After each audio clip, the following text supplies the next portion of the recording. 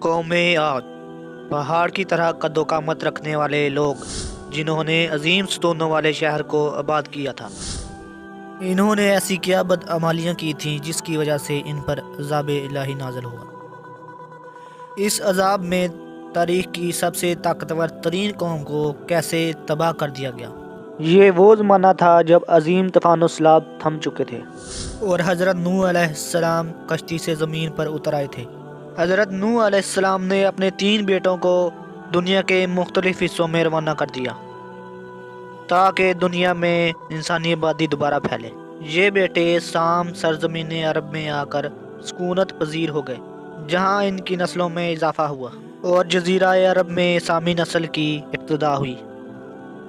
سام کی نسل سے ایک طاقتور سردار کی پیدائش ہوئی جس کا نام عاد تھا۔ عاد اپنی اولادوں کے ساتھ جنوبی عرب کے علاقوں میں جا بسا۔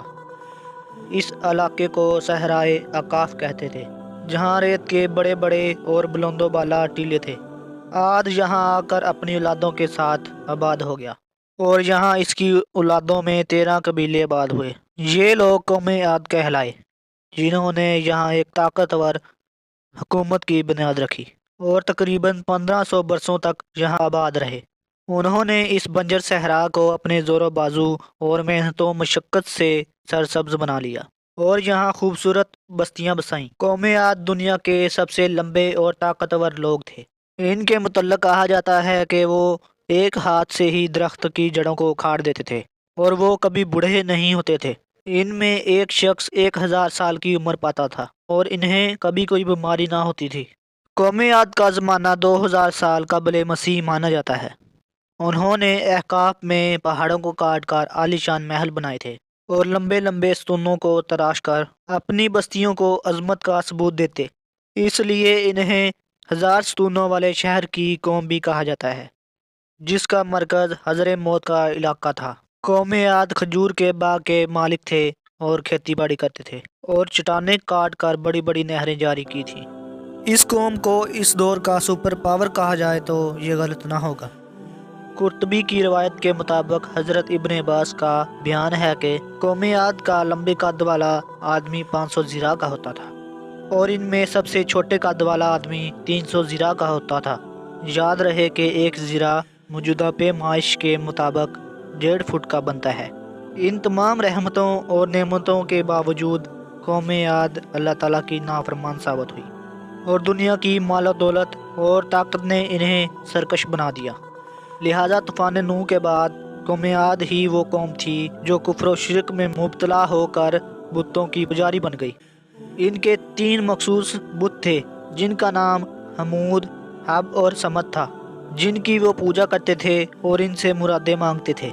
کفر و شرک کے ساتھ ساتھ بہت جلد یہ لوگ جہالت و گمراہی میں مبتلا ہو گئے اور بے حیائی کی تمام حدوں کو پار کر دیا۔ اللہ تعالیٰ نے قوم عاد میں سے ہی ایک نیک اور صالح بندے جن کا نام ہود علیہ السلام تھا، انہیں نبوت عطا کی تاکہ یہ بھٹکی ہوئی قوم کی اصلاح کر سکیں۔ حضرت ہود علیہ السلام نے قوم عاد کو اللہ تعالیٰ کی عبادت کی دعوت دی اور انہیں شرک سے توبہ کرنے کی تلقین کی۔ حضرت ہود علیہ السلام مسلسل 50 سال اپنی قوم کو دعوت حق دیتے رہے۔ قوم عاد کے 2 قبائل جن کا نام کلمان اور خلجان تھا اور ان کے پاس قوم کی سرداری تھی، انہوں نے ہود علیہ السلام کی سب سے زیادہ مخالفت کی اور آپ علیہ السلام کو بہت تکلیفیں پہنچائیں، لیکن آخر کار قبیلہ خلجان دعوت حق پر ایمان لے آیا اور باقی 12 قبیلوں نے حضرت ہود علیہ السلام کی دعوت کا انکار کیا۔ انہوں نے حضرت ہود علیہ السلام سے کہا کہ ہم اپنے باپ دادا کا چلن ہرگز نہ چھوڑیں گے۔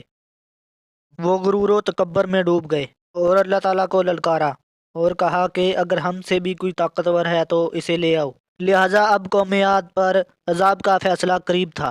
کئی دنوں تک احقاف میں بارش نہ ہوئی، چشمے، نہریں، آبشاریں سب خشک ہو گئیں اور ہر طرف سوکھا پڑنے لگا۔ کھیت کھلیان برباد ہو گئے، زمین بنجر ہو گئی، بڑے بڑے باغات خشک ہو گئے اور مویشی مرنے لگے، یہاں تک کہ لوگ پانی کو ترسنے لگے، اور جب کھانے کو کچھ نہ رہا تو یہ لوگ کتے، بلیاں، مردار جانور کھانے لگے۔ لہٰذا ایک سیاہ بادل منڈلاتے ہوئے احقاف کی طرف بڑھا، جس سے ہر طرف اندھیرا چھا گیا۔ حضرت ہود علیہ السلام نے جب یہ منظر دیکھا تو سمجھ گئے اب اللہ کا وعدہ قریب ہے، اور اپنے ماننے والوں کو ساتھ لے کر قطیرہ نامی بستی کی طرف چل دیے۔ حضرت ہود علیہ السلام نے جب احقاف سے ہجرت فرمائی تو عذاب الہی کی ابتدا ہو گئی، اور کالے بادل مزید سیاہ ہو گئے، اور طوفان برپا ہو گیا، اور ایک تیز آندھی چلی جس نے سب کے دل دہلا دیے۔ اس سخت آندھی کے سامنے ہر چیز زمین بوس ہونے لگی۔ ہوا کے تیز جھونکوں سے قوم عاد کے عظیم ستون گرنے لگے، اور ان کے بڑے بڑے محل اور گھر اڑا کے رکھ دیے گئے۔ ہوا ان کے سروں کو اس زور سے ٹکراتی تھی کہ ان کے بیجے نکل کر ان کے منہ پر آ لگتے تھے۔ آندھی کا زور اس قدر زبردست تھا کہ ہوا آگ کے بگولوں کی طرح ان کے گھروں میں گھس گئی اور ان کو اٹھا کر باہر پھینک دیا۔ اللہ تعالیٰ نے تیز آندھی کے اس طوفان کو 7 راتوں اور 8 دنوں تک مسلسل جاری رکھا، اور اب احقاف کا وہ علاقہ جو کبھی جنت نظیر اور دل فریب ہوا کرتا تھا، وہ اب صحرا اور تباہ شدہ زمین میں بدل چکا تھا۔ قوم عاد کا یہ علاقہ اس قدر تباہ و برباد ہوا تھا کہ پھر ہزاروں سال تک تاریخ کے صفحوں سے عاد اور ان کے علاقے کا نام ہی مٹ گیا، اور لوگ انہیں صرف عربی لوگ کہانی سمجھنے لگے۔ لیکن 1000 سالوں بعد قرآن مجید میں قوم عاد اور احقاف کی تاریخ کو دوبارہ دہرایا گیا تاکہ لوگ اس قوم کی حقیقت کو یاد رکھیں۔ آج یہ علاقہ یمن اور عمان کے ریت کے ٹیلوں اور وحشت و ویرانی کے سوا کچھ بھی نہیں۔ اس علاقے کی وحشت و ویرانی کی وجہ سے عرب کے لوگ اسے حضر موت بھی کہتے ہیں۔ بے شک اللہ ہر چیز پر قادر ہے۔